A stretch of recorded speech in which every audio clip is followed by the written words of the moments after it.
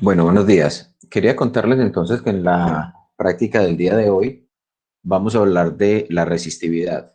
Antes de ello, pues una pregunta. El grupo del profe Jorge ya vio Ley de Ohm, ¿cierto?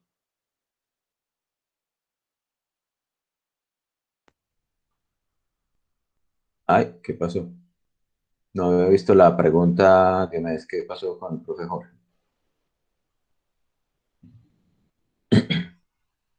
No, profe, no hemos visto eso. Pues yo creo que lo íbamos a ver ayer, pero ayer el profe, eh, antes de que se usara pues como la mitad de la clase, como que le sucedió algo como grave, porque dijo que tenía que cancelar la clase y se fue. Y Ah, bendito. No, unos gritos en la casa de él. no tengo ni idea porque yo hablé con él en la mañana como a las 9, o sea, antes de la clase de ustedes. Y no sé, no supe, no hablé con él luego de ello. Ok, bueno, entonces esperemos que todo esté bien de su parte y entonces para poder entonces resolver la práctica, vamos a hacer una introducción entonces a la ley de Ohm, que posiblemente puede ser un poco diferente a como se las explique el profe, pero la idea pues es que tengamos algo de fundamento pues para poder realizar la práctica. Entonces, yo me imagino que están viendo en este momento el cuadernito, ¿cierto? Sí, Juan. Listo, perfecto. Entonces lo que vamos a hacer, y me imagino que ustedes ya también, los del profe Jorge, definieron que una de las cantidades que vamos a determinar es una cantidad que llamamos la corriente eléctrica, ¿sí? Y la corriente eléctrica es una definición, es cuánta cantidad de carga está pasando por una unidad de tiempo particular. Y entonces con eso, con ese concepto en mente, la idea es tener en cuenta que esto es la carga que está pasando, la carga que pasa por un área perpendicular o perpendicular más bien a un área determinada. Perpendicular a un área. Y entonces para ello también por convención definimos que quienes se están moviendo son las cargas positivas. Entonces si acá tenemos, por ejemplo, un área particular, por aquí vamos a tener las cargas positivas y las cargas positivas se van a estar moviendo.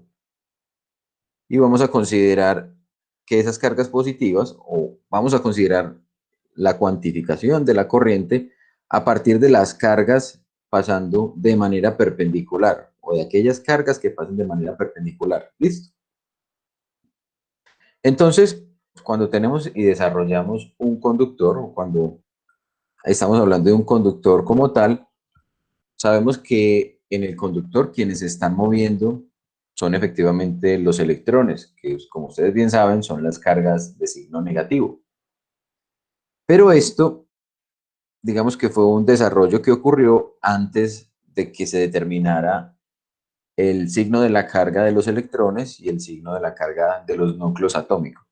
Y entonces, por lo tanto, digamos que esa concepción no se modificó. Y a esto se le llama, o a este movimiento de las cargas positivas se le llama la corriente. Y para hacer como énfasis en que es tomada por cuenta de una convención, la llamaremos la corriente convencional. ¿Listo? Sabemos que realmente lo que está ocurriendo es que son los electrones, esas cargas negativas, quienes se están moviendo en el signo opuesto. Y entonces, al desplazamiento o a la cantidad de cargas que se estén moviendo por una perpendicular a un área en una cierta unidad de tiempo, lo llamaremos la corriente electrónica. Entonces, esto es la corriente electrónica.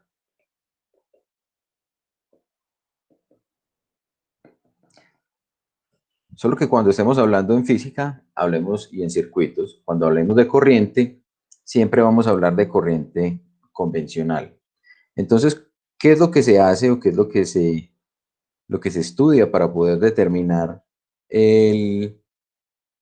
o poder cuantificar la corriente. Entonces la idea es, si nosotros consideramos, permítanme por acá traigo una imagen. A ver, ¿dónde está esa imagen?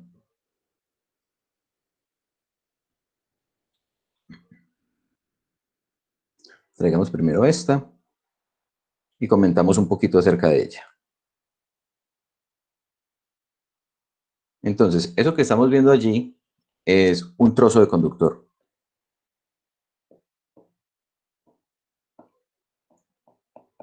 Resulta pues que en este caso, pues el trozo de conductor tiene una geometría cilíndrica, pero aplicaría para cualquier conductor de cualquier geometría.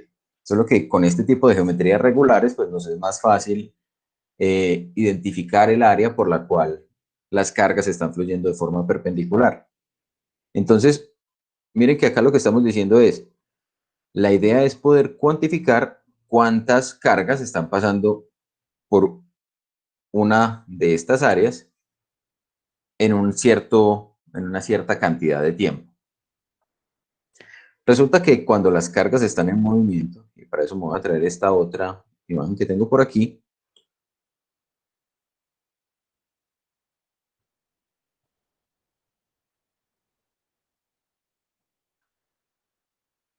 nosotros sabemos que los materiales están conformados por átomos. Entonces eso que tenemos allí no es otra cosa que el arreglo de átomos del cual está hecho un material en particular. En el caso de los conductores, vamos a tener unos ciertos electrones que se van a poder mover o que van a estar más allá de la banda de valencia de los átomos y van a estar en lo que llamamos la banda de conducción. Para los conductores, esa banda de conducción es casi que una región en la cual los electrones que se pueden mover pues están solapados, están traslapados y pueden ser compartidos entre sí. Hasta ahí hemos entendido, está claro ese concepto de los conductores.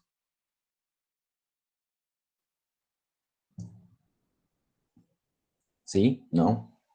Sí, Juan. Sí, Listo. Sí, sí. Muy bien. Entonces, lo que ocurre realmente en un conductor, para que ocurra un desplazamiento de cargas, es que yo debo aplicarle una diferencia de potencial. Si recordábamos cuando teníamos un material conductor y ese material conductor lo metíamos dentro de un campo eléctrico, por efecto del campo eléctrico, las cargas libres o los electrones se iban a mover hacia la superficie. ¿Con el fin de qué? De contrarrestar el campo eléctrico que estaba aplicado de manera externa. Y una vez esos electrones llegaban y contrarrestaban ese campo, entonces ya podíamos afirmar que dentro del conductor no existía o el campo eléctrico era nulo y adicionalmente ya teníamos las cargas todas quietas. Pero esencialmente lo que estaba ocurriendo casi que de manera instantánea es que le estábamos aplicando una diferencia de potencial. Pero miren que en el caso en esa primera situación, lo que llegábamos era a que todo el conductor se convertía en lo que conocíamos como una equipotencial. Es decir, todo el conductor quedaba con el mismo potencial eléctrico. Cuando estamos hablando en este caso de un conductor al que le aplicamos una diferencia de potencial, es como si los extremos de mi conductor yo los estuviera conectando a una batería. ¿Sí? Es como si estuviéramos acá poniendo el terminal positivo de la batería y por acá el terminal negativo. Entonces, los electrones van a tener entonces allí una diferencia de potencial para poder moverse. ¿Qué es lo que pasa con esa batería o con esa fuente de potencial externo? Pues que idealmente, a diferencia del campo eléctrico, los conductores van a seguirse moviendo tratando de contrarrestar esa diferencia de potencial. Solo que si yo logro mantener esa fuente de voltaje o esa fuente de diferencia de potencial, la mantengo activa, los electrones pues van a seguir moviéndose a lo largo del conductor. Entonces pensemos qué ocurre con un conductor con una carga que esté por aquí. Tenemos que acá tengo el conductor. Sabemos que si yo aplico esa diferencia de potencial, me va a aparecer un campo eléctrico. El campo eléctrico aparece siempre desde la zona de potencial más alto hacia la zona de potencial más bajo. Entonces voy a pintar ese campo eléctrico de esta manera, como si fuera esta flecha que estoy acá pintando de color un poquito más clarito, ¿sí? Pero es para que entendamos qué es lo que está pasando. Entonces allí tenemos establecido ya un campo eléctrico y sabemos que apunta, en este caso, hacia la derecha. ¿Qué tipo de fuerza experimenta entonces un conductor en presencia de ese, o más bien, un portador de carga en presencia del campo eléctrico? Si el portador de carga es positivo, va a sentir la fuerza en la dirección del campo. Y si el portador de carga es negativo, va a sentir esa fuerza en la dirección opuesta al campo, ¿cierto? Entonces, en este caso, mi portador, el que se puede mover, va a sentir la fuerza, en este caso, apuntando hacia la izquierda. Es como si mi electrón estuviera sintiendo una fuerza que lo quiere mover hacia allá. Esa es la fuerza eléctrica. Pero va a tener un problema. A diferencia de cuando teníamos un electrón simplemente en presencia del campo eléctrico, acá tenemos el electrón en presencia del material. Y entonces el material o el electrón va a empezar a interactuar con las cargas que hagan parte de la red cristalina que tenemos allí.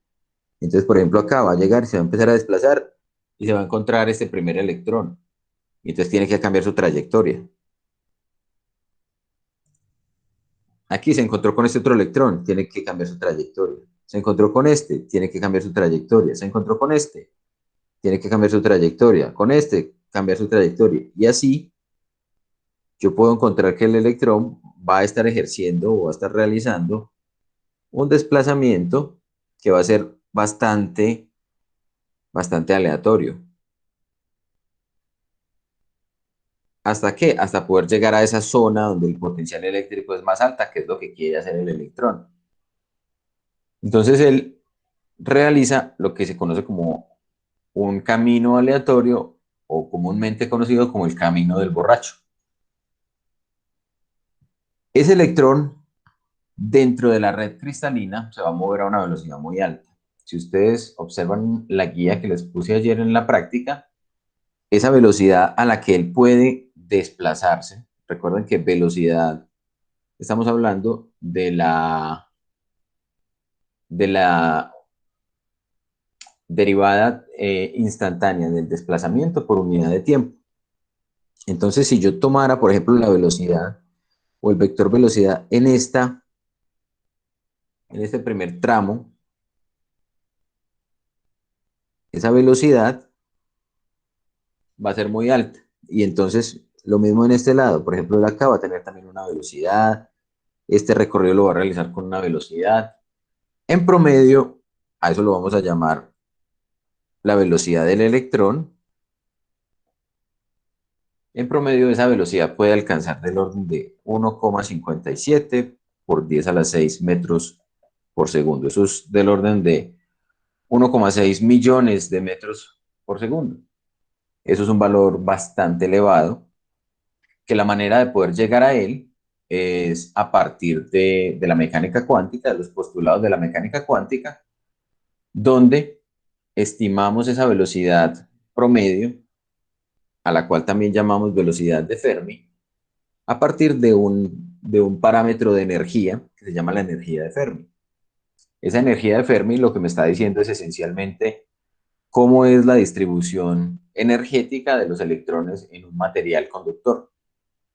Entonces, la velocidad de Fermi, que es la misma velocidad promedio de los electrones, está dada por la raíz de 2 veces la energía de Fermi sobre la masa del electrón.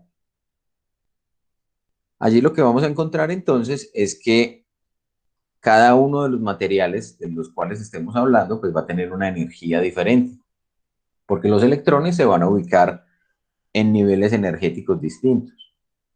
Y lo que sucede es que los electrones no pueden estar simultáneamente en dos niveles de energía distintos, ni dos electrones pueden estar en el mismo nivel de energía. Entonces, de alguna manera, lo que está pasando es que los niveles de energía o los electrones van llegando y se van acumulando, digamos, en un nivel de energía, esto llamémoslo energía, se empiezan a acumular y cuando sobrepasan cierto límite, entonces ya puedo hablar de que los electrones que estén de aquí para arriba están cumpliendo o pueden ser electrones de la capa de conducción y estos electrones de por aquí son los electrones de la capa de valencia. Pero eso me lo dice entonces la energía de Fermi. Para el caso, por ejemplo, del cobre, la energía de Fermi, en el caso del cobre, es del orden de 7 electronvoltios. Y de pronto, si no recuerdan, un electronvoltio equivale a 1,609 por 10 a la menos 19 julios.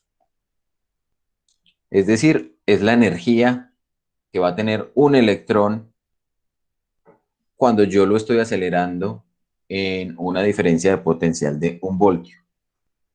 Entonces, para el caso del cobre, pues vamos a tener este valor de energía. La masa del electrón, pues es un valor constante conocido. Y si reemplazamos esos valores, vamos a encontrar que esa velocidad de Fermi precisamente es 1,57 por 10 a la 6 metros por segundo. ¿Qué hacemos entonces con esa velocidad? Pues bien, resulta que esa no es la velocidad a la cual el electrón se desplaza, digamos, desde el punto A hasta el punto B. Porque, como pueden ustedes darse cuenta, hay un montón de colisiones en el camino, o en algunas ocasiones el electrón se empieza a devolver. Y por acá les voy a presentar una imagen para que miremos qué es lo que está pasando realmente o cómo podríamos interpretar lo que está pasando dentro de la red cristalina. Entonces, vamos a asumir que esas esferitas grises que estamos viendo allí son los núcleos de los átomos y las esferitas rojas son los electrones que están rodeando mis núcleos de los átomos. Entonces, observen que si un electrón se quisiera mover de un lado al otro, sería muy difícil poder hacerlo en una trayectoria donde no vaya a interactuar con las esferitas rojas. Y entonces por eso es que va a estar haciendo una trayectoria que puede ser bastante errática, bastante aleatoria, hasta que finalmente llega al otro extremo. ¿Está claro eso? Sí, profe. Sí, Bien, Juan. Sí, profe. listo. Entonces, vamos a parar por aquí otra vez. Listo. Entonces, continuando con este razonamiento, observen que lo que vamos a tener entonces es que podemos cuantificar de algún modo, la idea es cuantificar la corriente en términos de valores o de parámetros que estén influyendo en cuánta carga está desplazándose a través de esa área de manera perpendicular. Entonces, ese término de corriente eléctrica va a estar influenciado por varios parámetros. El primero de ellos, la carga de los portadores de carga. El segundo, la densidad de portadores de carga. El tercero, el área por la cual está viajando. Y por último vamos a tener entonces la longitud, el delta X que tenemos aquí. Sí, miren que esencialmente lo que estamos haciendo acá es decir, esto es cuántos portadores de carga tengo por unidad de volumen, porque esto es una densidad de portadores de carga.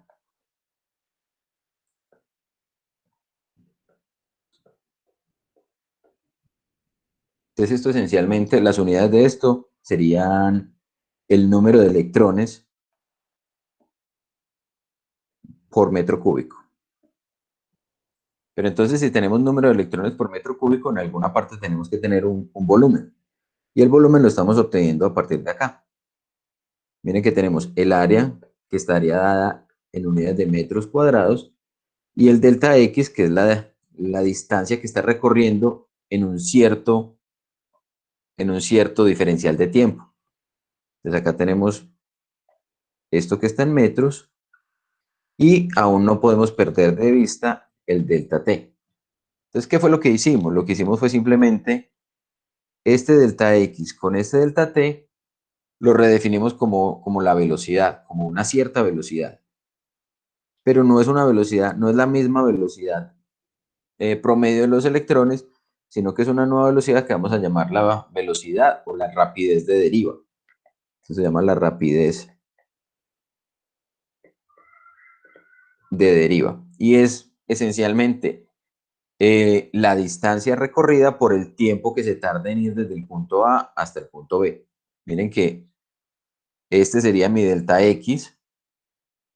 Y una vez yo tenga ese delta X, y cuento el tiempo que tarda el electrón de un punto al otro, voy a tener entonces la rapidez de deriva, que no es lo mismo que la velocidad, porque la velocidad recuerden que es la derivada de la posición con respecto al tiempo, entonces es un valor instantáneo. Ahora bien, entonces nos quedó la corriente, reexpresada como Q por la densidad de portadores de carga, por el área y por la velocidad de deriva o la rapidez de deriva. Muy bien. Q es la carga del electrón. N, la densidad de portadores. A, el área, que es geometría del material o geometría de la pieza conductora más bien. Y esto que me estaba hablando de qué tan rápido se están desplazando esos portadores de carga. Es esta rapidez de deriva. Ahora, ¿qué vamos a hacer entonces? Pues ya sabemos o ya podemos más bien calcular cuánto es la rapidez de deriva, podemos estimarla. ¿Cómo la podemos estimar?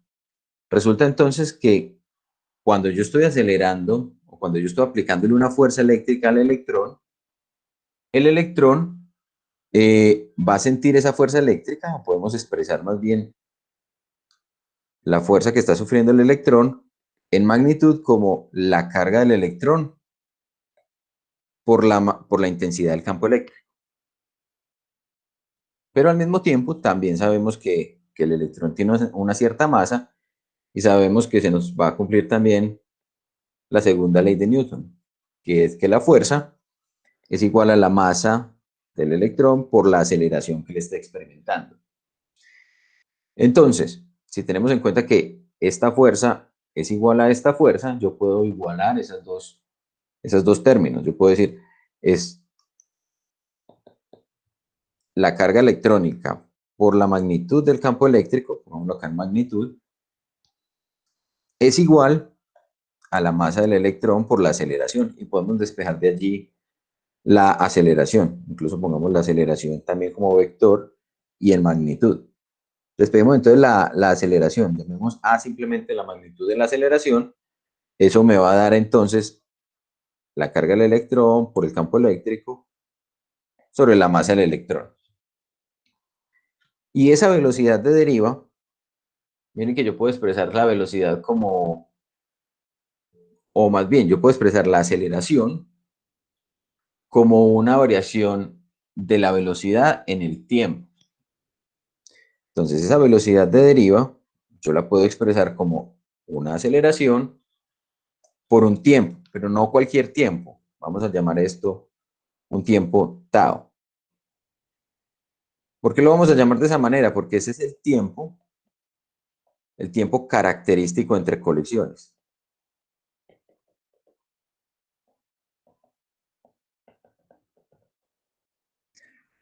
Resulta que como vemos en esta imagen, no va a transcurrir un tiempo muy grande entre un punto y otro para que el electrón colisione. Él se desplaza un pedacito y vuelve a colisionar. Se desplaza un poquito y vuelve a colisionar. Se desplaza, digamos, un trámite más largo, pero vuelve a colisionar. Y así hasta que realice todo el recorrido y termine, digamos, de desplazarse a lo largo de esa distancia delta X. Entonces, ¿qué es lo que vamos a tener allí? Vamos a tener de alguna manera que ese tiempo es un tiempo que ocurre en parámetros o en valores muy pequeños de tiempo. ¿Del orden de qué magnitud? Estamos hablando de que tau es aproximadamente 10 a la menos 14 segundos. O sea, ha pasado un tiempo de 10 a la menos 14 segundos y el electrón está colisionando.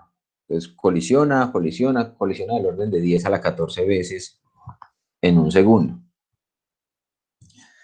Para el caso del cobre, pues va a depender también del material, pues de la cantidad de portadores de carga y de la energía del mismo. Se puede encontrar el tau del cobre a temperatura ambiente, vamos a decir acá que esto es a temperatura ambiente, equivale a 2,5, allí está en la guía de 2,48, 2,5 por 10 a la menos 14 segundos.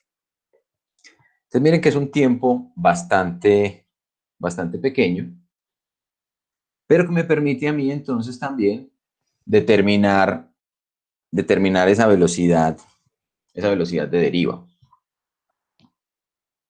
¿Cuánto sería entonces la velocidad de deriva? Miren que habíamos dicho, la velocidad de deriva es la aceleración, y la aceleración es la carga electrónica por la magnitud del campo sobre la masa del electrón y multiplicada por el tau.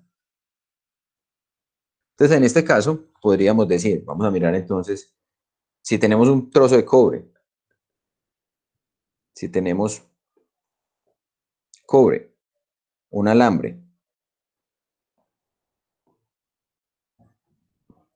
que tenga una longitud de L de 10 metros, y entre cuyos extremos pongo una diferencia de potencial, digamos, el potencial positivo y el potencial negativo, que acá tenga 0 voltios, por ejemplo, y que acá tenga 10 voltios. Entonces mi delta de potencial es de 10 voltios. Miren que el campo eléctrico que se me establece allí no es otro que la longitud sobre la distancia que estamos, perdón, la diferencia de potencial sobre la longitud que estamos estableciendo allí. Entonces tenemos allí 10 voltios en 10 metros. Eso me da 1 voltio por metro. ¿Para qué lo pusimos así como tan sencillo? Para poder cuantificar fácilmente cuánto sería esa rapidez de deriva. Miren que la rapidez de deriva en esta situación tendría que ver con qué? Con la carga del electrón, 1,609 por 10 a la menos 19 coulombios. El campo eléctrico, lo pusimos 1 para calcularlo más fácil, pero no es un valor que sea irreal. O sea, un campo eléctrico de 1 voltio por metro es bastante común. Acá tenemos el tiempo entre colisiones, 2,5 por 10 a la menos 14 segundos, y dividido la masa del electrón, 9,11 por 10 a la menos, por 10 a la menos 31 kilogramos. Si calculamos entonces la velocidad de deriva, nos vamos a encontrar con que eso vale del orden de 4,36 por 10 a la menos 3 metros por segundo. ¿Y eso qué es lo que nos está mostrando? Que es que el electrón se está moviendo a aproximadamente 4 milímetros por segundo. Entonces, si bien la velocidad con la cual el electrón se está desplazando entre una colisión y otra es de millones de metros por segundo, gracias a todas esas colisiones, el electrón va a estar viajando muy despacio de un lado al otro del conductor. Entonces se va a demorar incluso en recorrer esos 10 metros de conductor, se va a demorar más de media hora.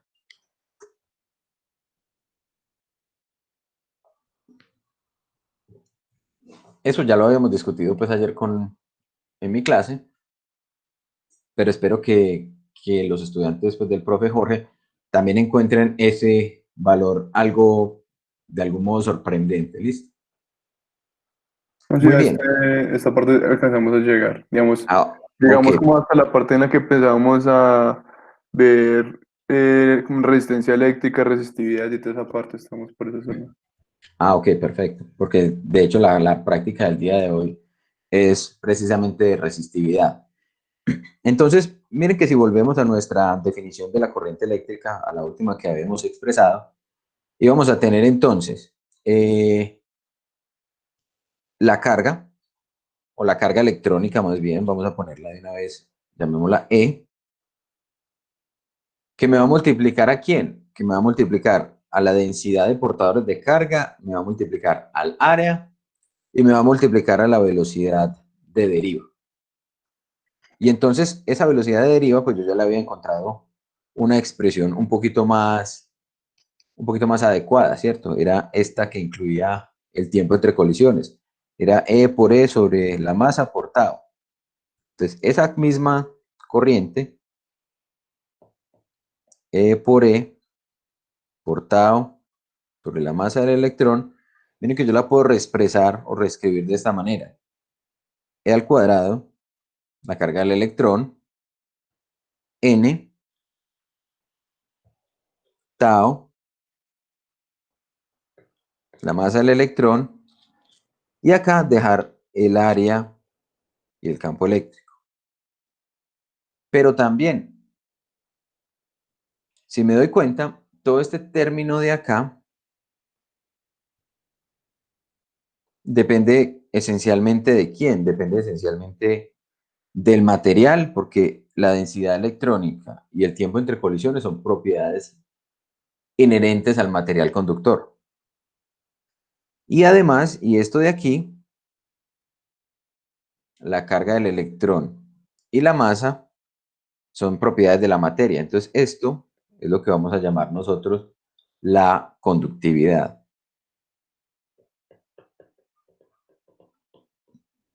Y lo expresábamos con la letra griega sigma. Entonces, la corriente la puedo expresar entonces como sigma por el área por el campo eléctrico. Pero ese campo eléctrico también lo habíamos definido como voltaje por unidad de longitud o de distancia.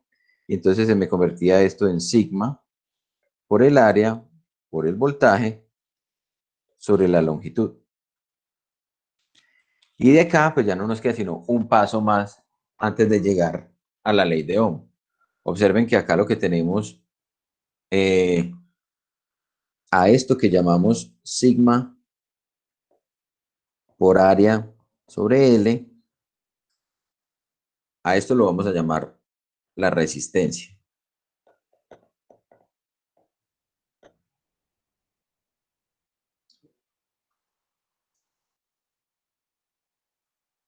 ¿Listo? Y eso nos va a multiplicar a la diferencia de potencial y por acá vamos a tener a la corriente. Entonces la resistencia la denotamos con la letra R y llegamos, no llegamos a otra cosa pues que lo que conocemos como la ley de Ohm. yo creo que lo tengo al revés, es 1 sobre R allí. ¿Sí? Aquí Sí, esto, Juan. sí, está al revés. Esto es 1 sobre R. Despejemos el voltaje más bien aquí. La corriente, L sobre sigma A. Y a eso es lo que llamamos resistencia.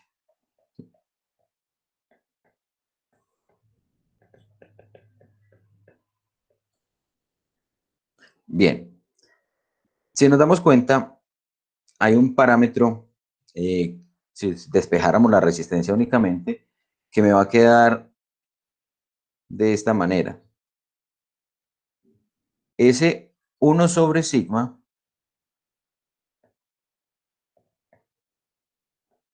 L sobre a este término de acá, o a 1 sobre sigma, lo voy a llamar la resistividad. Y está expresado con la letra griega ρ. Entonces tengamos mucho cuidado a no confundir este sigma con la densidad superficial de carga y a este ρ con la densidad volumétrica de carga, porque aquí simplemente estamos repitiendo o reutilizando letras griegas, pero tienen un significado completamente diferente. Entonces, las unidades de la resistencia, en este caso, se llaman los ohmios.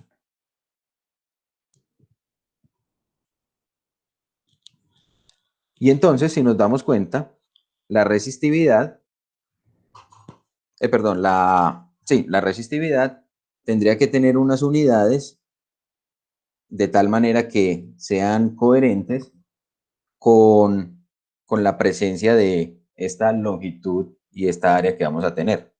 Entonces, la resistividad va a tener unas unidades que van a ser llamadas ohmios metro. El inverso de ohmio, o sea, 1 sobre ohmio, también recibe un nombre. Se llaman los Siemens. Y se indica con la letra S mayúscula. Entonces, esto que tenemos acá son los ohmios. Yo creo que lo escribí mal.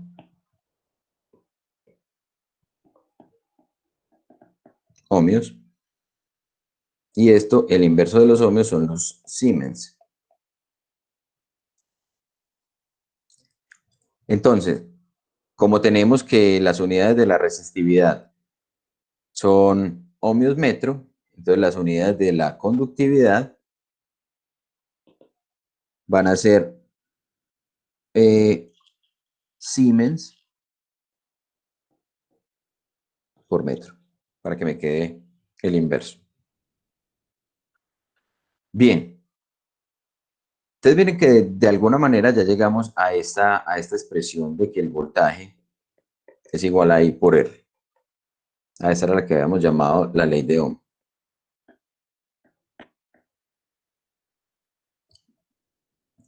¿Cuál es la idea entonces en la práctica? Tenemos dos partes del procedimiento.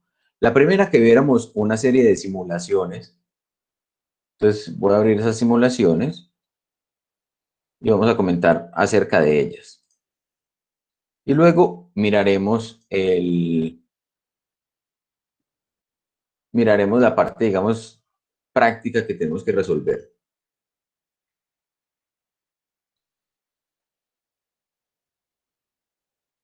Les pido entonces, por favor, que ingresen y vean la guía, o más bien, pueden entonces ustedes, cuando estén preparando, digamos, la parte del informe de la guía, ingresar a los enlaces, a los vínculos que están allí, que son los que les voy a empezar a presentar en este momento.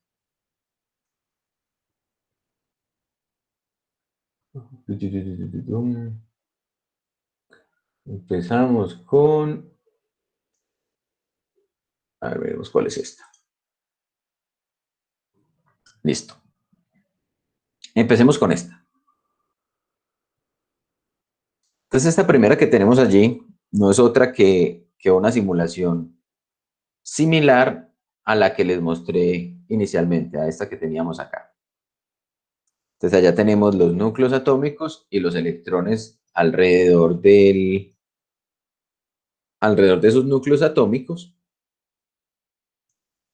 Acá estamos viendo también un conductor con sus electrones orbitando los núcleos atómicos. Entonces miren que ellos están en un constante movimiento. Y acá tenemos un selector en la parte inferior que nos va a permitir simular la corriente. Miren que acá en este momento la corriente es nula, pero apenas deslizamos el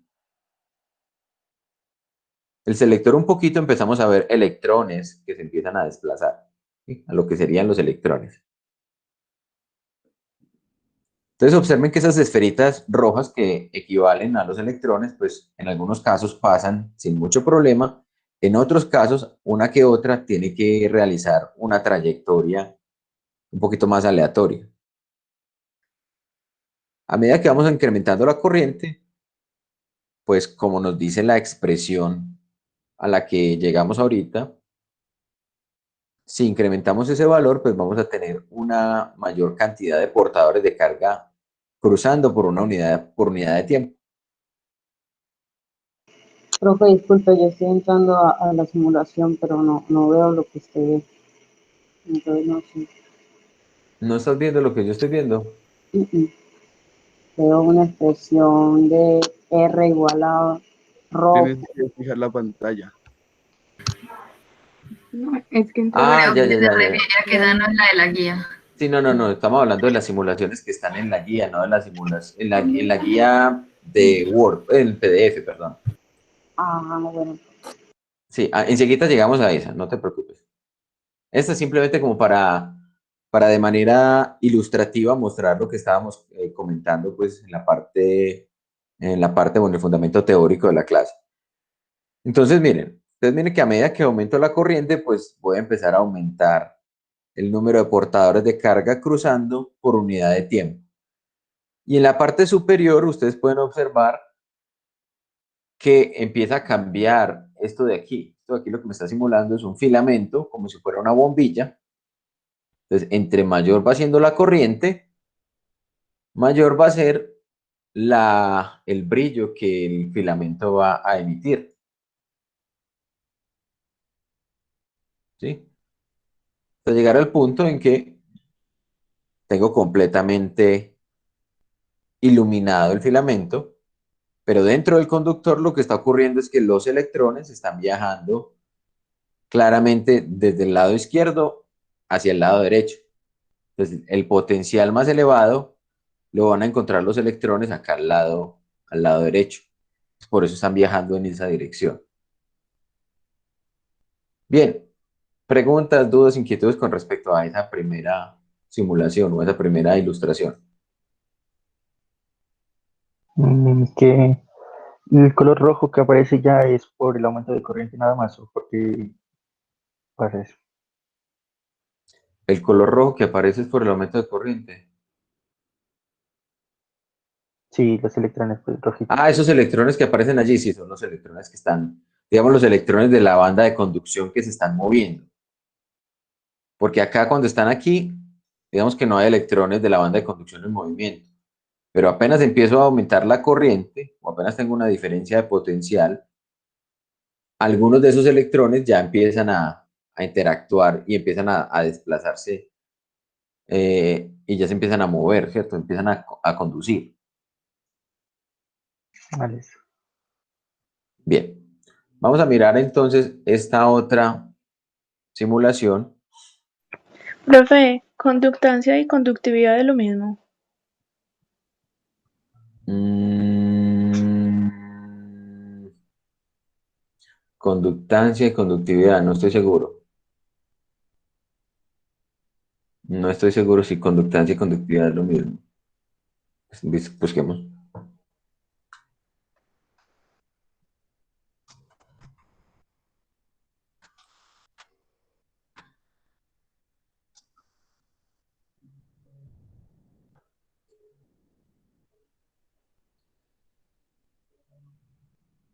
Conductancia y la conductividad. Miremos qué dice por aquí.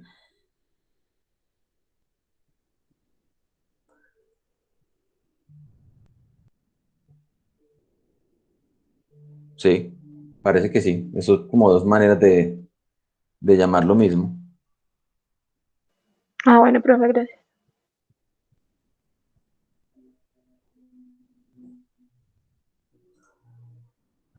Bueno, solo te apareces a las 5 en el Moodle. Miguel, no estamos en el Moodle, estamos en Google Meet, en el Classroom.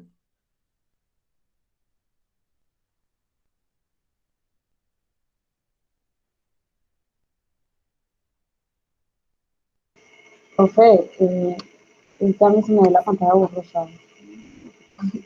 Si la pantalla se ve borrosa. La pantalla se ve borrosa. ¿Qué pantalla se ve borrosa? La que usted Eh, está presentando. sí, la que compartió. La que está tratando de mostrarnos las simulaciones. Se ve borrosa. Mm, o sea que no se está visualizando adecuadamente. O sea, no No, se ve nada. A ver, Se ve dejemos de borroso. presentar y volvemos a... sí, profe, no se ve nada. A ver, dígame ahí cómo se está viendo la... ¿Ahí se ve bien el tablerito o no? Sí. Sí, Sí, está el bien. no se ve bien. Listo, espérenme, yo miro a ver si modificando los parámetros del video.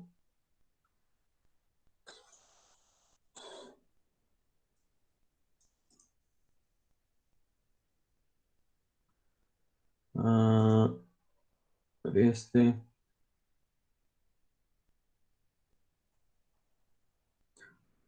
Vamos a compartir otra de la pantalla a ver si no nos pone problema. A ver qué tan mal se ve más bien.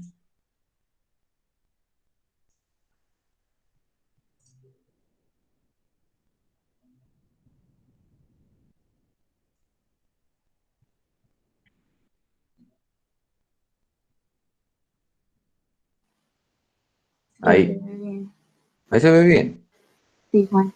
Listo, entonces lo que voy a hacer es ir cerrando las que no estamos utilizando para que no me gaste pues como muchos recursos y de pronto no se nos ponga lento. Entonces listo, vamos a presentar esta otra. Esta otra nos está mostrando una situación en la cual tenemos una batería conectada a dos materiales conductores. Dos materiales que van a estar, el de la parte superior frío y el de la parte inferior caliente. Resulta que cuando estamos con el alambre frío, los núcleos de la red cristalina van a estar a una vibración pequeña, entonces van a tener los electrones que se están desplazando la capacidad de poderse mover más fácilmente a través de la red. Miren que la velocidad a la que se están moviendo los electrones sobre sobre el alambre frío es mucho mayor que la velocidad a la cual se desplazan los electrones acá en el alambre caliente.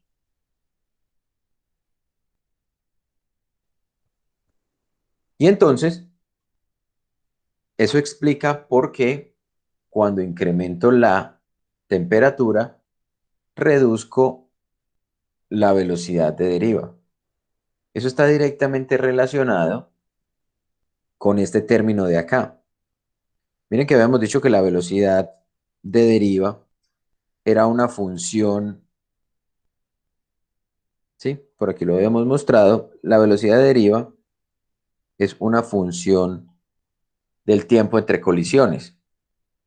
Cuando se calienta el conductor, lo que estoy haciendo es reducir el tiempo entre colisiones. Es decir, van a haber más colisiones en la misma cantidad de tiempo.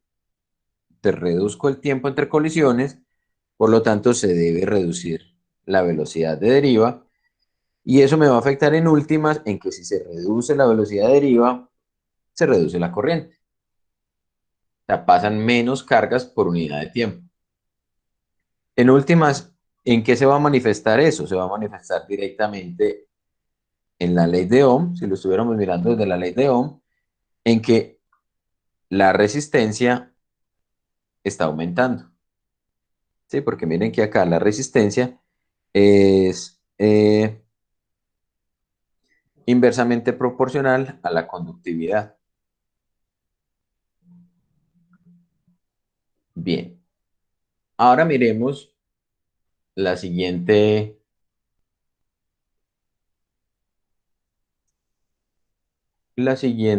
ventana. Vamos a presentar esta también. La de DigiKey. ¿Qué se me hizo? Aquí está.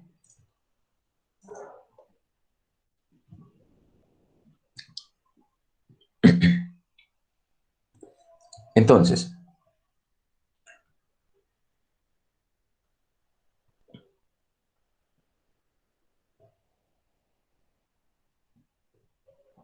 yo reviso lo de la asistencia. Denme un segundo, yo la reviso si no está activa todavía. Es posible que se haya mandado, pero que no esté activa.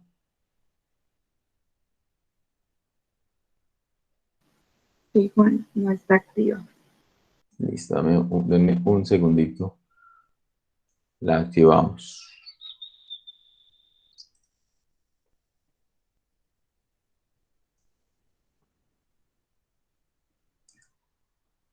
Formulario de asistencia.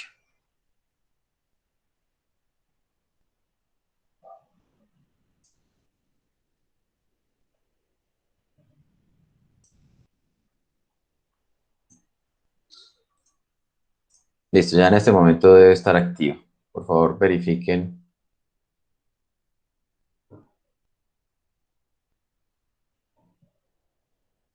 Sí, Juan, ya.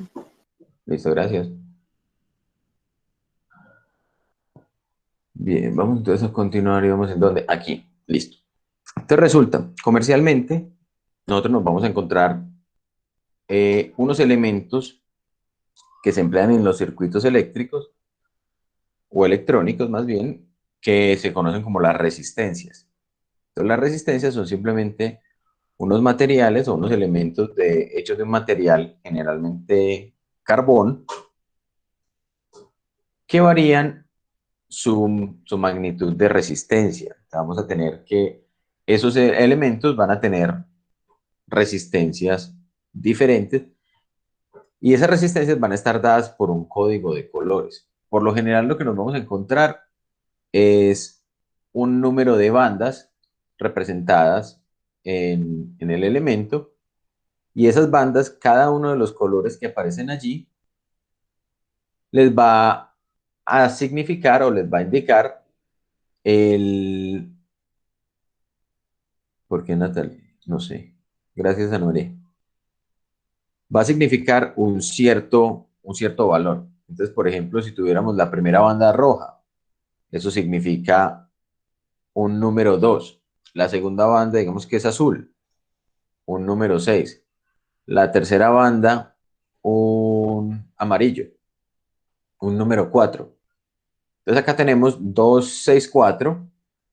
Acá tenemos la cuarta banda. La cuarta banda indica un multiplicador. Entonces, por ejemplo, si estamos hablando de que la banda es negra, entonces se multiplica por un ohmio. Entonces esta resistencia será de 264 ohmios. Y la última me va a indicar el nivel o la tolerancia o la precisión con la cual está fabricada esa resistencia. Por ejemplo, lo más común es que sean de estas doradas.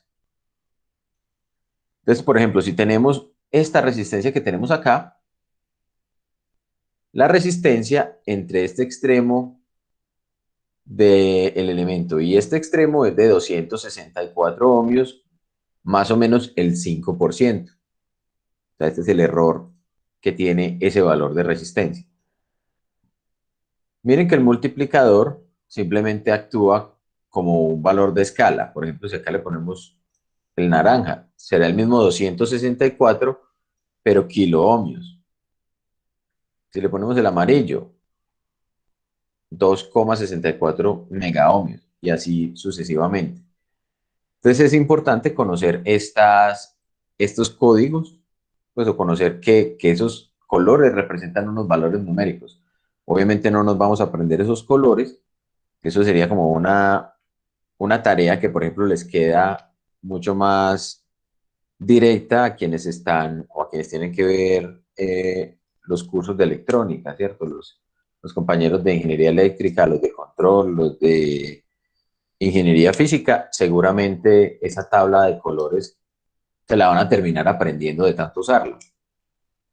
Para los demás puede de pronto no ser tan importante conocer la tabla de colores, pero al menos sí es importante saber que existe un código de colores y que por lo tanto en el caso de llegar a necesitarlo, pues podemos ir y buscar qué significa.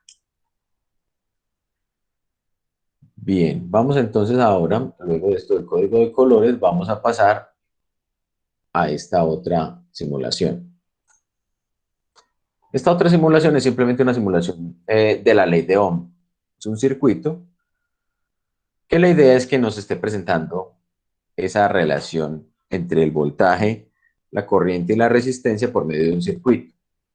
Acá lo que tenemos al lado izquierdo es una fuente de voltaje variable. Miren que el voltaje lo puedo modificar, en este caso, entre 36 y 220 voltios. Y la resistencia también la puedo modificar entre 100 ohmios hasta 1.000.000 de ohmios. Y miren que precisamente apenas voy cambiando, va cambiando el código de colores. Sí, no sé qué tan preciso sea eso, ese código de colores allí, pero miren que la idea... ¿Se puede repetir respuesta? No le quité eso. Listo. Gracias, Santiago. Espero que solamente hayan llenado la asistencia una vez, que no estén tan dormidos y hayan mandado 2 asistencias.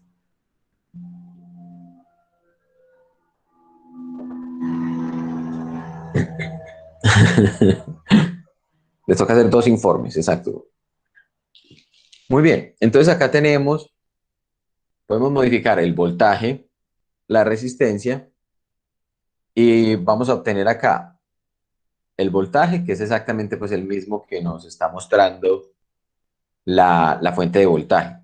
¿Sí? Podemos allí, por ejemplo, 87, pero realmente el voltímetro nos está mostrando 86.6. Este sería el instrumento digital. ¿Sí? Tiene una mejor resolución que la misma fuentecita. Tenemos conectado también un miliamperímetro, o sea, un instrumento que me mide cuántos amperios de corriente están viajando. Ustedes saben que las unidades de la corriente se mide en amperios, que no es otra cosa que el producto, o podemos expresarlo como la cantidad de carga por unidad de tiempo, ¿cierto? Coulombios por segundo.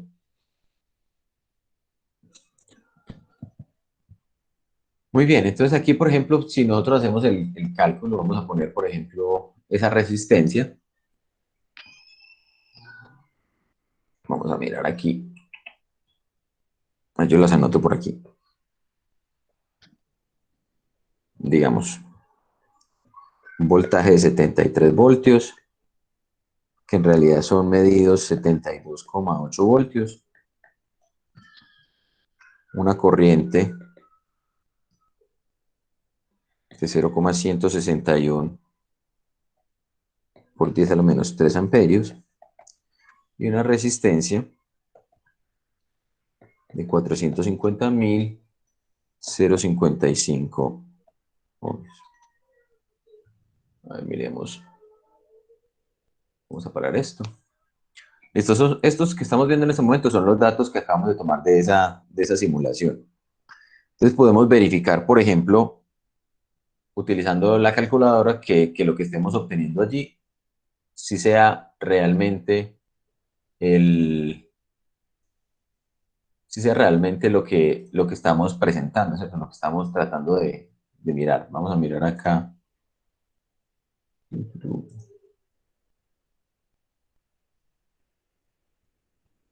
Están viendo la calculadora, ¿cierto? Ah, sí. Sí, Listo. Perfecto. Entonces, digamos, vamos a hacer el cálculo de, por ejemplo, ese valor, sabiendo entonces que el voltaje, o la ley de Ohm nos dice que el voltaje es la corriente por la resistencia. Por lo general, uno ¿qué puede medir? Por lo general, lo que se puede medir es, o sea, si yo tengo un multímetro o si tengo un instrumento de medición, voy a poder medir fácilmente cualquiera de las tres. Pero digamos que dos que son fáciles de medir pueden ser el voltaje y la corriente. Entonces, digamos que esta es medida y esta es medida. Y vamos a despejar la resistencia a ver qué tan bien está con respecto al valor que me estaba mostrando la simulación. Entonces, por ejemplo, la resistencia en este caso sería el voltaje sobre la corriente.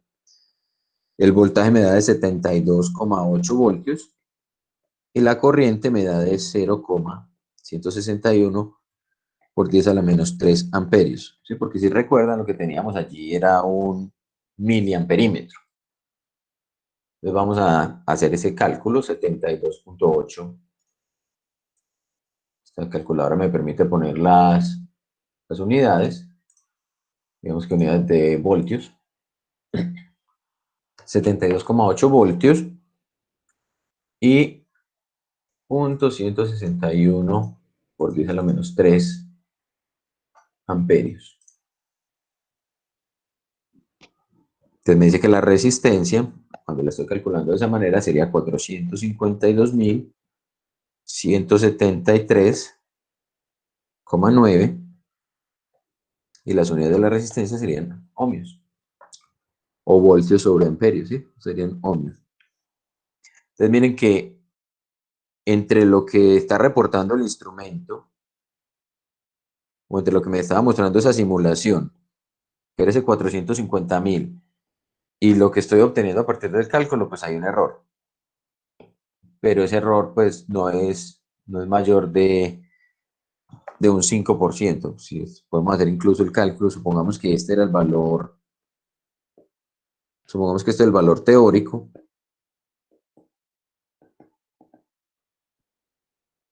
De hecho, me parece que está muy bien hecha la simulación porque es bastante aproximado con lo que ocurre en la vida real, ¿cierto? Uno no esperaría que a un cálculo de esos pues le vaya a dar exacto. Entonces digamos que el porcentaje de error, considerando el valor teórico, entonces digamos valor absoluto del valor teórico menos el valor experimental sobre el valor teórico y por 100. A ver cuánto me daría eso.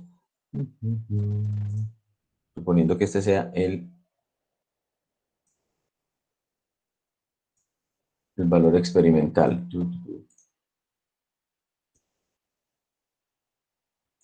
No, esto es lo que quiero hacer.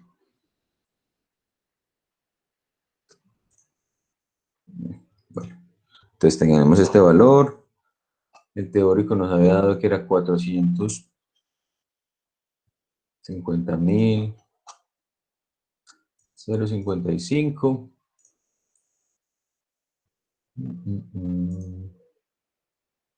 Ohmios. Y sobre 450.000, 0,55 ohmios dividido y por 100. Miren que el error, el porcentaje de error es de 0,47, 0,48%, 47.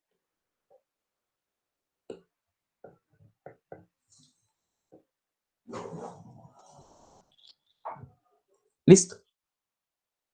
Nos va a quedar entonces un valor de error, pues una simulación que de hecho está bastante bien para lo que es una simulación. Listo. Muy bien, volvamos entonces acá a presentar otra vez.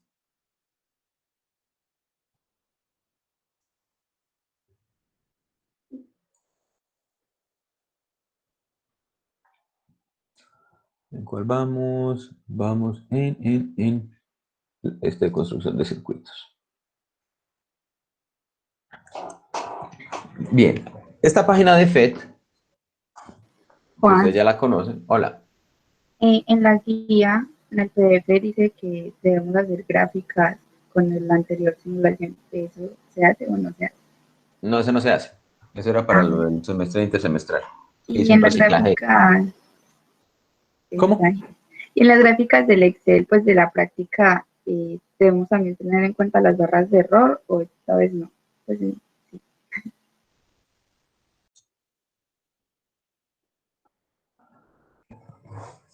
Ah, a ver, debemos tener las barras de error. No, no sería necesario las barras de error. José, me estás preguntando que por qué estamos el valor que estamos sacando con la ecuación es el experimental, porque es el que estamos obteniendo a partir de las dos mediciones experimentales, que fueron los dos valores que nos entregó el instrumento de medición, o sea, el voltaje que nos está dando el voltímetro y la corriente que nos estaba dando el amperímetro, fueron los que metimos allí en la ecuación para obtener la resistencia experimental.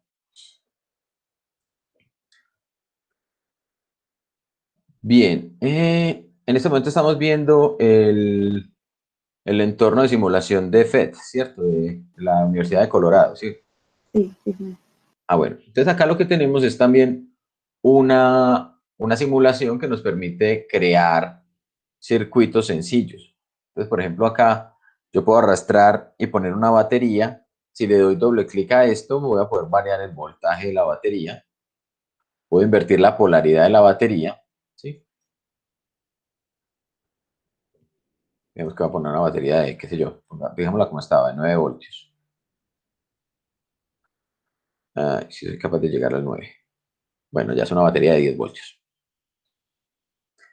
Puedo poner caminos de alambre conductor, simplemente conectándolos acá. Entonces, miren que lo que me está mostrando es simplemente eso que está en azul son electrones que están en el material que no se han empezado a mover porque no han llegado a una diferencia de potencial. Tenemos switches. Solo necesito un switch que puedo conectar acá. Y observen que yo, por ejemplo, puedo hacer cosas que no podría hacer en la vida real. Entonces, miren que si yo conectara y cierro este switch, voy a estar quemando o haciendo un cortocircuito.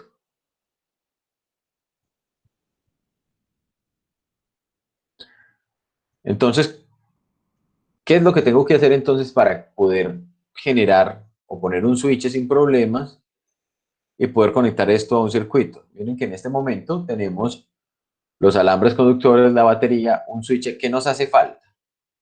Nos hace falta un elemento a través del cual yo pueda generar o disipar parte de la energía que tengo allí en una unidad de tiempo, ¿cierto?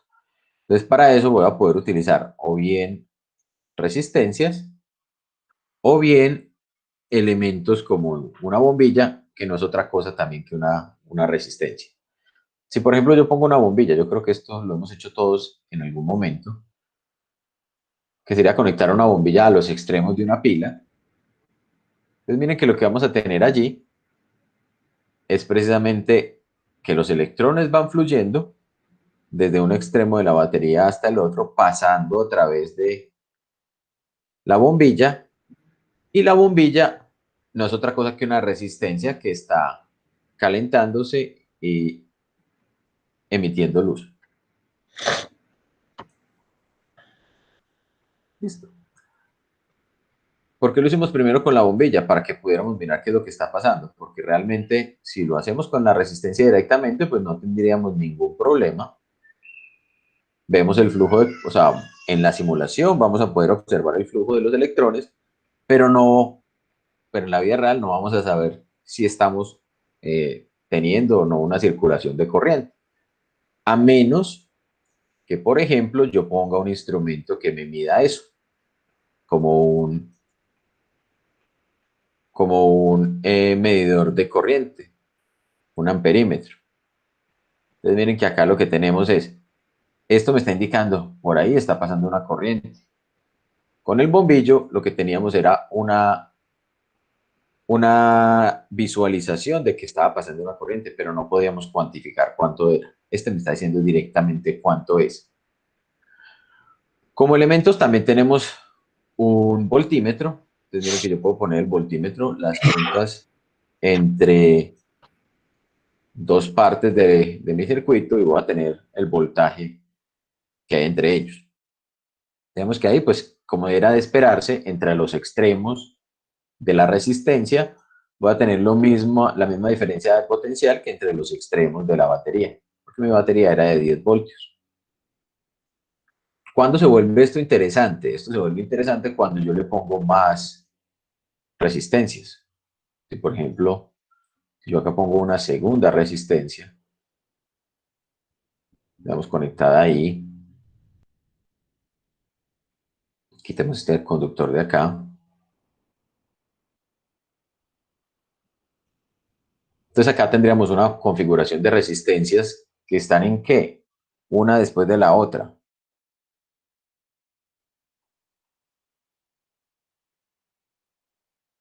Así como cuando hablábamos de los capacitores. Si ponemos un capacitor después del otro, eran capacitores en serie.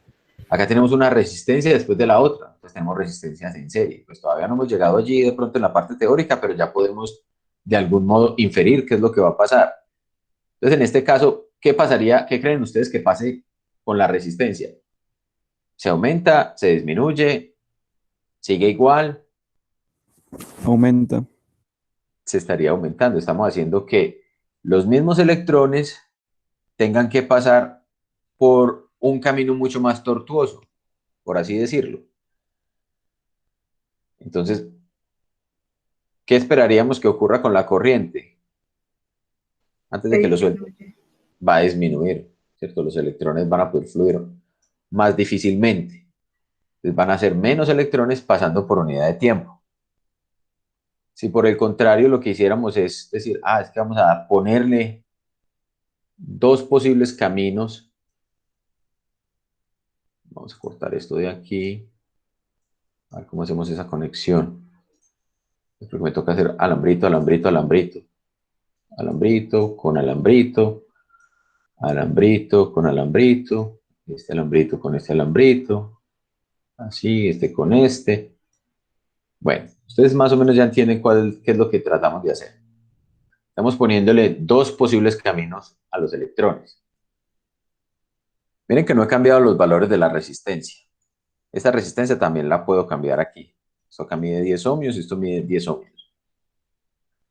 Entonces acá tenemos resistencias, pero ubicadas en paralelo. Entonces en ese caso, las resistencias en paralelo, ¿qué creen ustedes que ocurra con la corriente cuando yo le pongo, cuando cierro el switch? Se mantendrá en 1, como en el anterior. No será en 0,5, digamos, no se reduce, sino que se mantiene igual. Vamos a ver.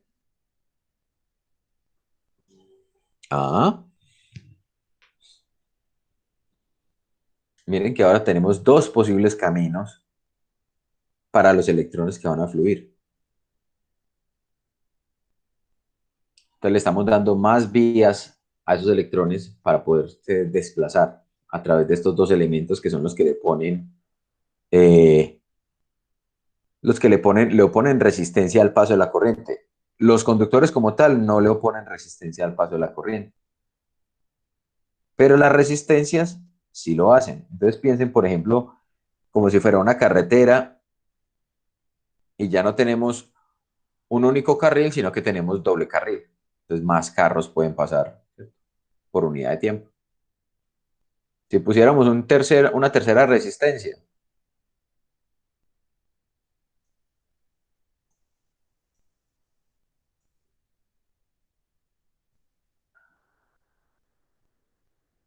más carros van a pasar. ¿Listo? ¿Dudas, preguntas, inquietudes acerca de esto? ¿Cuánto es el voltaje en estos momentos? Pues se puede medir. Claro, 10 voltios. Listo, gracias, Juan.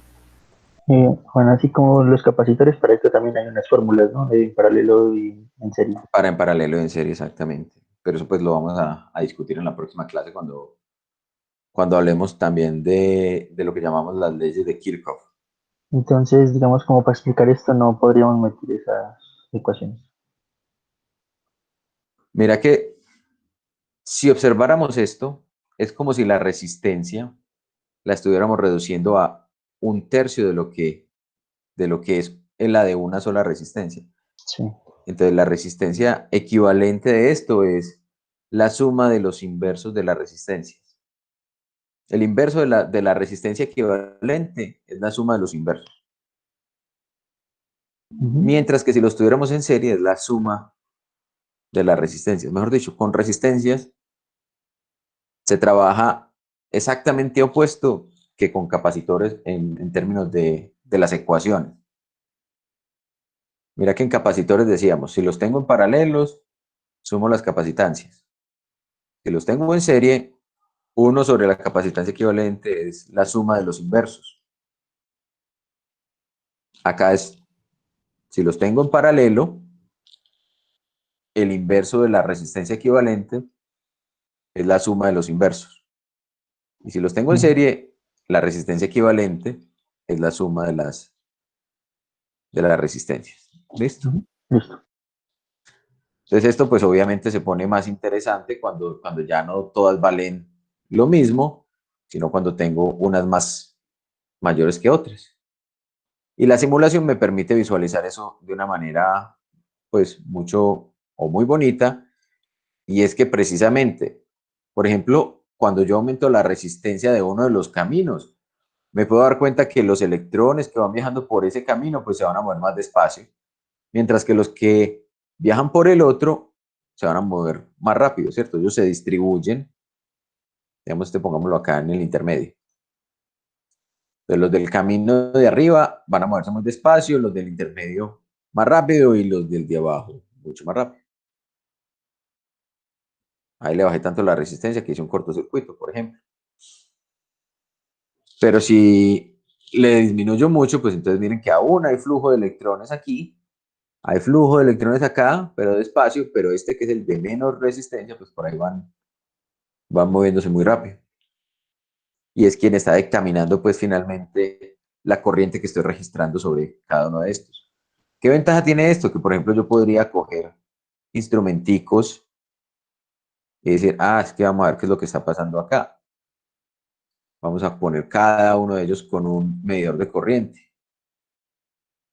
A ver cómo es que se están comportando pues las corrientes de cada uno de los elementos. Tenemos este voltímetro de acá por ahora. Y quitemos este bombillito que no lo vamos a utilizar. Y entonces ya de aquí pues conectar. Yo creo que conecté un alambre, eso, tiene un alambre por aquí, eso, ya. Y estos tres conectémoslos acá, acá y acá. Entonces puedo mirar que cada una de las corrientes pues corresponderá por cada uno de los caminos, este de 10 amperios, este de 0.17 amperios y este de 0.08 amperios. Listo. Entonces miren que es una simulación que es bastante interesante y tiene bastantes cositas como para sacarle jugo. Listo. No solamente me lo muestra pues en forma de ilustrativa, o sea, cómo serían los elementos, sino que también me lo muestra en forma esquemática, cómo serían el esquema del circuito, que es lo que uno se encuentra pues en los libros de texto. Uno encuentra este simbolito, que es en zigzag, para indicar una resistencia. Metemos la resistencia, esto que está muy rápido. Ya. Juan, Hola. ya han preguntado por el chat qué es lo que produce ese cortocircuito. Ok. Físicamente, ¿qué es lo que produce? Ok. ¿Qué es lo que produce el cortocircuito? Es esencialmente que los electrones no encuentran ninguna resistencia para poder viajar de un punto de un potencial bajo a un potencial alto. Y entonces lo que vamos a tener allí es esencialmente una corriente pues que en teoría sería infinita. Pero como no se puede lograr una corriente infinita, entonces digamos que se alcanza una corriente muy alta que lo que hace es quemar el material o destruir el material. No sé si eso sea suficiente. Sí, Un creo que accidente. Juan, gracias. Listo. Entonces, vamos ahora a mirar la última de las simulaciones y explicamos qué es lo que vamos a hacer en la guía. Yo creo que ya ley de Ohm, kit de construcción, así está de acá. Esta de acá es simplemente un jueguito donde nosotros podemos tratar de imaginar cómo sería un circuito. Entonces miren, por ejemplo, si le doy clic a uno de los bombillos, lo estoy desconectando. La idea es armar el circuito entre la batería y los dos bombillos para tratar de imaginar cómo están conectados con respecto a la batería. Entonces miren, si yo desconecto uno de los bombillos, se apagan los dos. Entonces tengo que tratar de conectarlo. Entonces, ¿cómo creen ustedes que estaría conectado? En serie, ¿no? Ambos bombillos en serie. Exacto. Entonces vamos a mirar en serie. Entonces cuando uno ya logra hacerlo, pues se gana o pasa al siguiente nivel. El siguiente nivel puede ser un poquito más complejo, se van poniendo cada vez más complicados. Entonces también, si desconecto uno, se apaga solo el que se desconectó. Listo. Entonces en ese caso, ¿cómo estarían conectados? Ahí están conectados en paralelo. Entonces vamos a conectarlo en paralelo. Paralelo es que ambos extremos estén conectados al terminal, a los dos terminales de la batería. ¿Sí? Y miren que acá me muestra cómo serían los cablecitos conectados para lograr la conexión. Y uno puede seguir y tiene 18 niveles, esto es bastante largo, entonces este sería el interruptor, dos bombillas, entonces diremos, aquí no ha pasado nada, cierro, se prenden los dos, quito uno, se apagan los dos, quito el otro, se apagan los dos. Entonces, ¿cómo conectaríamos eso? En serie, pero con el switch. En serie, pero con el interruptor, o sea, el interruptor también en serie con la batería, ¿sí? Pues vamos a mirar y cerramos el interruptor. Sí, y así pueden seguir, son 18 niveles. Ahí les queda el link para que jueguen y también para que aprendan un poquito, de circuitos. Pues es bastante interesante ese jueguito. Vamos entonces a la guía. A ver, ¿dónde está la guía? La tenemos aquí. Vamos a presentar la guía. No hay más simulaciones así. Samuel, no sé, pues seguramente sí hay, pero no la... Ah, ahora sí está compartiendo el audio. No lo puedo creer.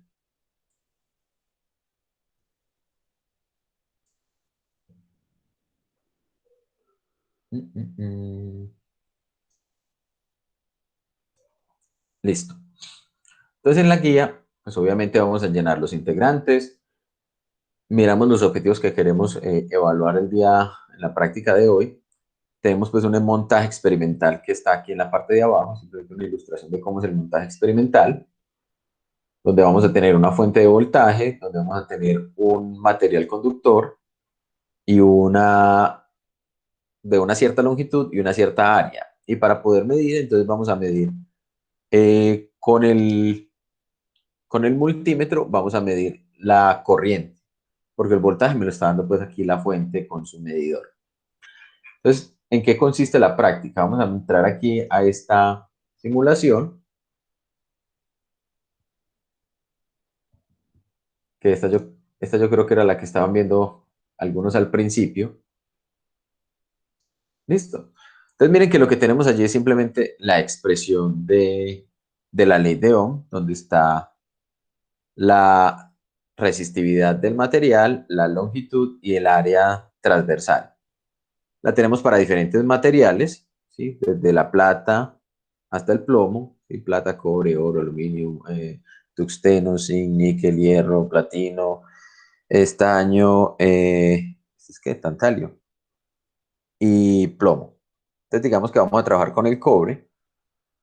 Allí tenemos el valor de la resistividad para el cobre. Miren que el valor está dado en micro ohmios metro, para que de pronto tengan cuidado. Aquí hay que tener mucho cuidado con la forma en la cual... Hay que tener cuidado en la forma en la cual expresamos las unidades. ¿Por qué? Porque es que vamos a tener esa m de metros que si la expresamos al revés, o sea, si ponemos esa m por aquí adelante, vamos a indicar miliohmios. Entonces hay que tener mucho cuidado aquí, ¿cierto? Entonces microohmios, metro. La simulación también me permite modificar aquí pues, los valores, pero la idea es simplemente tomar el valor estándar que nos aparece allí para cada uno de los materiales. Digamos aquí, cobre.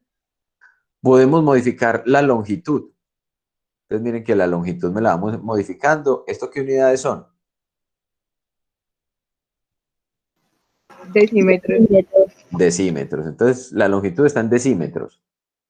1 decímetro, 2 decímetros, 3 decímetros, 4 decímetros, 5 decímetros, y así hasta 10 decímetros. 10 decímetros es 1 metro. Pero entonces, si nos damos cuenta, estos botoncitos de acá, si yo lo presiono, cambia de escala. Entonces ahora, cuando el deslizador está en la parte más a la izquierda, significa 10 metros. Entonces miren que empezó otra vez de 1 metro, que fue donde dejamos en la escala anterior, 1 metro, 2 metros, 3 metros, 4 metros. Entonces miren que la simulación va haciendo como el alambre, lo va haciendo como una culebrita. Como el jueguito de culebrita del celular más o menos. 7, 8, 9, 10 metros. Salta. Y ahora va de 100 de 10 en 10. 10, 20, 30, 40, 50. Y así hasta 100. Luego hasta 1000, pero de 100 en 100. Luego hasta 10.000, de 1000 en 1000. Y por último, bueno, aquí vamos en 100 kilómetros, 1000 kilómetros, 10.000 kilómetros, de 1000 en 1000 kilómetros. Y creo que llega hasta acá, hasta... Ay, se tostó. No.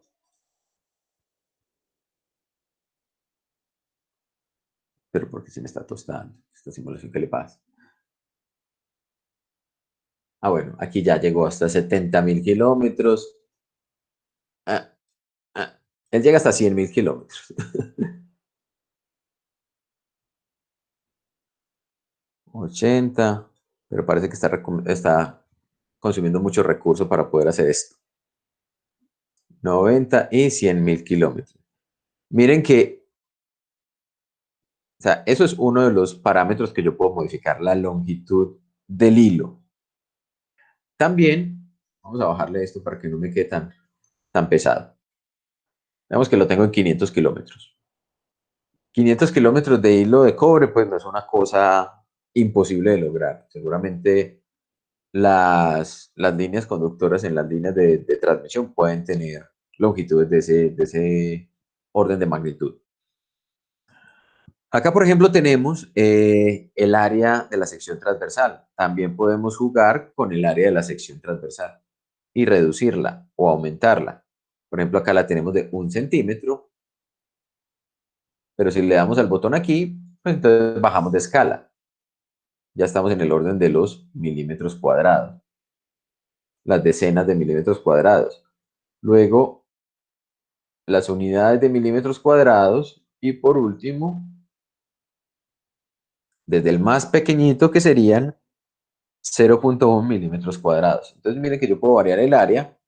Para algunos casos, observen que acá me aparece el código de colores de lo que sería la resistencia equivalente.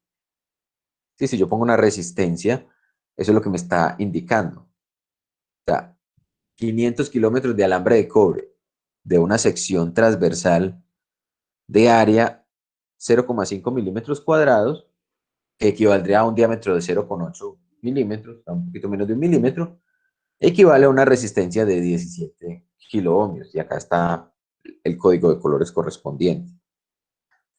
Obviamente, cuando yo voy aumentando el área, se va disminuyendo la resistencia. Eso es lo que nos decía esa expresión de la ley de Ohm, especialmente en la parte en que teníamos el área y teníamos la longitud. Entonces, manteniendo la longitud, miren que yo puedo modificar el área y voy disminuyendo, ¿cierto? La resistencia. 70, a medida que voy disminuyendo, pues entonces la simulación me va mostrando un área cada vez más grande.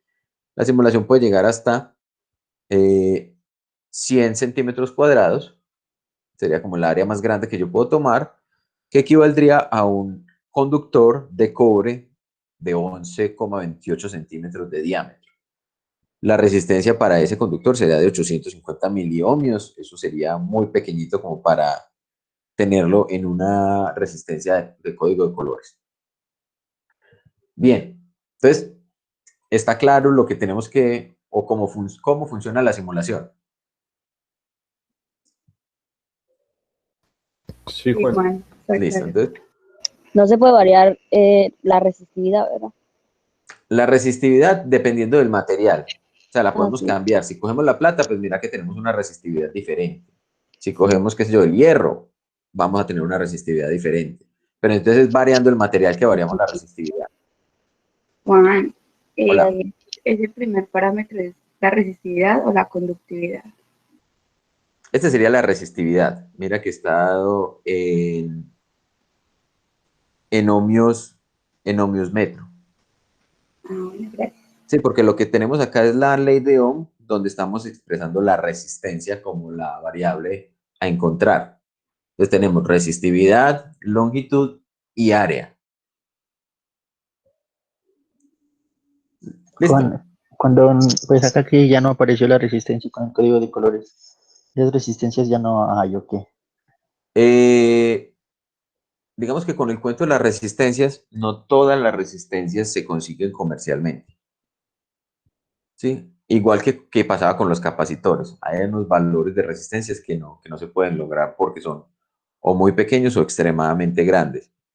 Entonces, lo que a uno le toca como diseñador de un circuito es, en este caso, si quisiera obtener una resistencia muy pequeñita, es poner varias resistencias en paralelo.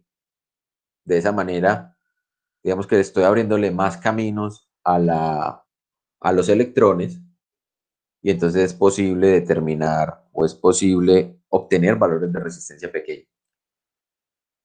Bueno. Juan, Hola. ahorita le estaban preguntando en el chat de qué material está hecha una resistencia. Bueno, las resistencias están hechas de carbón, de grafito más específicamente. Espérenme, yo busco a ver si encuentro una tabla. Creo que la tengo por acá.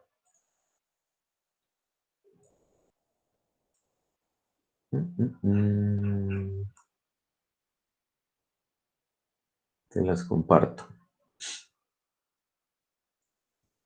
Listo. ¿Están viendo la página? Sí, Juan. Sí. Bueno, entonces miren por ejemplo acá. Acá tenemos resistencias en códigos de colores, ¿cierto? Los colores que nos van a interesar van a ser estos de acá, no el color particular que tenga la resistencia como tal. El color del cual está hecho el cuerpo de la resistencia tiene otro significado y puede variar de fabricante a fabricante. Entonces, no nos mezclemos con esa parte. Pero entonces, con el código de colores yo sí puedo determinar qué resistencia voy a tener. Por aquí abajo vamos a tener una tabla donde tenemos la resistividad y la conductividad a 20 grados centígrados. Como mencionamos, también la temperatura va a afectar esos valores. Miren, por ejemplo, que la mayoría de los materiales están definidos como un único valor, ¿cierto? Plata, cobre, oro, aluminio. Pero si miramos y nos paramos directamente en el carbono, particularmente en el grafito, nos vamos a encontrar lo siguiente. Nos vamos a encontrar que el grafito va desde 2.5 por 10 a la menos 6 hasta 5 por 10 a la menos 6. Esto sería la resistividad, ¿sí? Y desde en el plano o paralelo al plano basal. Y de 3 por 10 a la menos 3 perpendicular al plano basal. Entonces voy a dejar de compartirles para poderles hacer el dibujito aquí. No sé si ustedes recuerdan que el grafito es una configuración de átomos de carbono que están así en forma de hexágonos. ¿Cierto? Son configuraciones planas de átomos de carbono organizados así en forma como de panal. Donde en cada una de estas aristas voy a tener átomos de carbono. Y esto, o esta geometría que tenemos acá, se repite ligeramente por debajo. Y entre ellos hay unas uniones que se conocen como fuerzas de Van der Waals. ¿Sí? No sé si han escuchado eso. Entonces, ¿qué es lo que ocurre? Por ejemplo, este átomo o este plano es lo que llamamos el plano basal y las fuerzas de Van der Waals se pueden romper muy fácilmente. Las fuerzas que unen esos planos atómicos entre sí se pueden romper muy fácilmente. Entonces, una capa de átomos de carbono se puede deslizar fácilmente sobre otra si yo estoy rompiendo los enlaces. Entonces, a esto que tenemos acá, a cada uno de esos planos se llaman los planos basales. Resulta entonces que el material se comporta de una manera si yo mido la resistencia perpendicular a esos planos y de otra manera si lo mido paralela a los planos. Y si nos damos cuenta, esos valores de resistividad varían del orden de, o sea, de 3 órdenes de magnitud. Entonces, ¿qué es lo que hacen? Lo que hacen es tomar un trozo de carbón o de grafito. Y entonces, si por ejemplo yo oriento todos mis planos del grafito en este sentido, entonces la resistencia que voy a obtener, pues es una resistencia. Pero si yo oriento con la misma geometría, oriento los planos de este modo, pues resulta que voy a tener una resistividad de 3 órdenes de magnitud diferentes. Entonces es por esa razón que yo puedo jugar con esto. Yo puedo simplemente decir, es que yo necesito un valor particular de resistencia. Entonces simplemente hago el corte del material de tal manera, por ejemplo, que los planos me queden así. Entonces voy a tener un valor intermedio entre esos 3 órdenes de magnitud de diferencia que puede tener el grafito. No sé si de pronto con eso más o menos queda clara como la idea de qué es lo que se hace. Cuando dijiste 3 órdenes de magnitud, ¿es mayor o menor? De diferencia entre uno y otro. Míralos aquí en la tabla, nuevamente los voy a mostrar. ¿Dónde está la tabla aquí? Sí, Juan, me quedó súper claro. Gracias. Mira, aquí por ejemplo el grafito paralelo al plano es de 2.5 por 10 a la menos 6 y perpendicular de 3 por 10 a la menos 3. Ahí están nuestros 3 órdenes de magnitud, dependiendo de cuál de las direcciones estés tomando pues para orientarte. Listo. Muy bien, entonces, ¿qué es lo que vamos a hacer entonces en la práctica? Vamos a tomar, de acuerdo al grupo de trabajo que tengamos, los valores de longitud y de área. No, en este caso sería únicamente la longitud. ¿Sí? No, también cobre, el área transversal es lo que vamos a definir, perdón. Entonces vamos a definir el área transversal, la ponemos aquí en esta casilla, lo que está en amarillo, lo que tenemos que ir llenando. Acá vamos a variar la longitud, como nos dice allí la guía, de 1 decímetro en 1 decímetro hasta llegar a 10 decímetros. Y luego de 1 metro en 1 metro hasta llegar a 6 metros, para completar los 15 datos que tiene la guía. Entonces vamos a reportar acá la incertidumbre de la longitud. La resistencia también la vamos a reportar en miliohmios. Recuerden que la resistencia me la da directamente la simulación. Y reporto la incertidumbre. Entonces acá me va a aparecer la tabla en la gráfica, me va a aparecer una gráfica.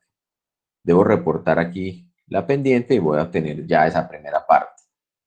Para la segunda, vamos a definir una longitud que les va a tocar a cada uno de los equipos y lo que vamos a variar es el área de la sección transversal.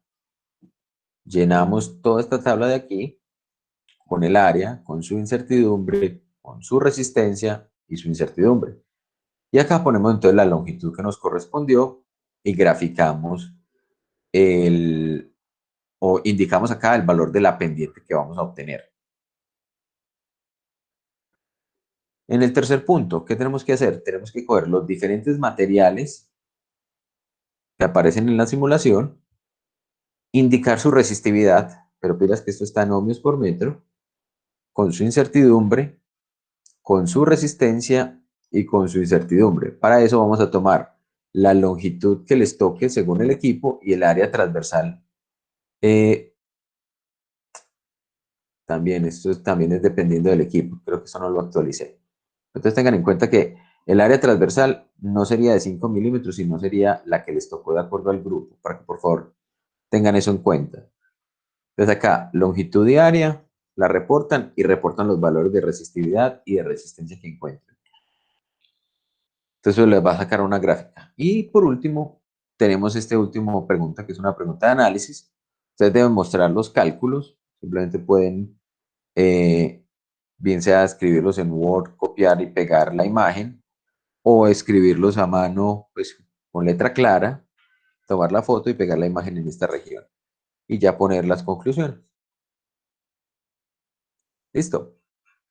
Preguntas, inquietudes. Juan, con la otra práctica me quedó una duda. Sí. Para cada sección, pues la gráfica, ¿debemos hacer un análisis o con lo que pongamos en las conclusiones básicas? Pues solo es hacer la gráfica o debemos En este hacer caso, antes solamente hacer el la gráfica. En este solo hacer la gráfica. El análisis, ¿dónde va a venir? Va a venir en esta parte de acá. O sea, cuando ustedes estén haciendo el cálculo de la resistencia y la resistividad del material, ustedes pues describen y hacen el análisis correspondiente. Y donde se tienen que fajar es en las conclusiones. En este caso, las conclusiones valen 2 puntos. Listo, Juan, gracias. Listo. Bueno, entonces, si no hay más preguntas, hagamos el sorteo de los equipos de trabajo. Juan, una pregunta. En los dos primeros puntos de las gráficas, eso es en la simulación que acabamos de ver, ¿cierto? Pues en la de las resistencias que va En creciendo. esta. Todos los 3 primeros puntos son con esta simulación. Y ahí dice en el punto común, pues con cuál material se va a hacer la resistividad. Sí, con cobre. Todos los vamos a hacer con cobre. Listo, Juan, gracias. Listo. Entonces vamos entonces ahora. Yo creo que ya hay 74 respuestas. Espero que no empiecen a aparecer los que hay, que es que yo sí llené, pero no llené. ¿Todos llenaron la asistencia? Por favor, pregunto. Sí, Juan. Ok, eso espero, porque hay 70 personas en este momento conectadas, pero 74 respuestas. O sea que o tengo más gente respondiendo o simplemente se fueron evadiendo de la clase. Yo creo que se fueron, Juan, porque ahora yo vi más de 73. Ah, ok, listo. Muy bien, entonces acá tenemos la lista de los que respondieron. Empecemos con Felipe y vamos hasta... Ahí pues, porque esto está tan tostadito.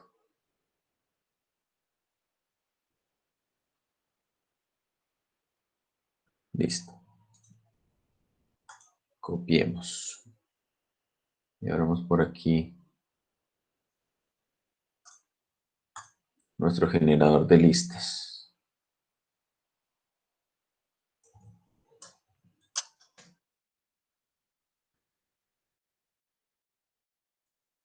Desde Felipe hasta Santiago Campo. Y vamos a generar 174, 37 grupos.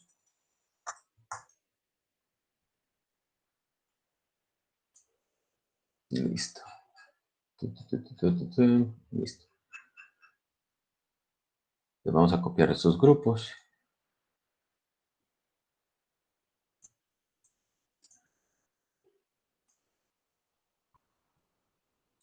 Y volvamos acá. Y los ponemos por aquí. Pegar. Ok, chicos, entonces ya tienen allí los equipos de trabajo. Les agradezco entonces la asistencia. Si de pronto no tienen más preguntas, culminamos entonces por el día de hoy. Listo, Juan, muchas gracias. Hasta luego. Gracias, Juan. Gracias. Gracias, Juan. Muchas gracias, Chao. profe.